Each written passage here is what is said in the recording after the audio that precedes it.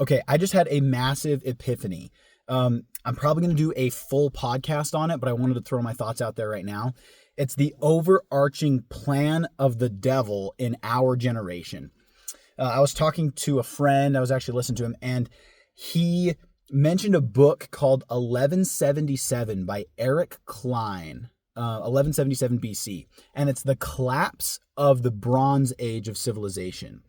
And I just read the foreword so far. I bought it, so I'm going to read the whole book. But even just the foreword explained how the massive civilizations of the day had created an interdependent system so that when it collapsed, it completely collapsed and it affected everything. So there's a lot of things that have confused me about our current situation with politics and with religion and all these things, right? Churches being incorporated, the public education system completely brainwashing everybody, the freaking financial system being dependent on the US dollar that has zero value and is continuing to collapse. There's obviously a lot of things I could go into here. The vaccinations and how stupid that is. There's so many things that I could go into.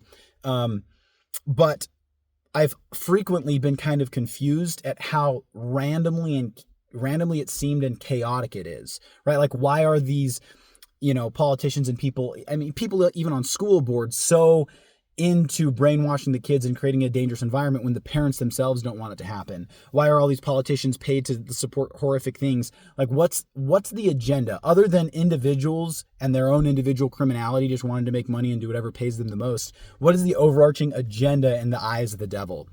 And it finally clicked because of my buddy talking about 1177 BC and reading the foreword to it. It finally clicked what's going on.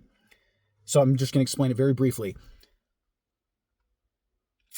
This era is the Judeo-Christian era, the Christian era, the gospel of Christ being spread as much as it was. Things are pretty bad right now, but when you think about in days past, even as recent as the Roman Catholic Church and back when Rome was still a nation, excommunication from the church was equivalent to execution. You were being killed if you believed something different than the state did. There was not freedom of belief, not at all like we do now, like we have now.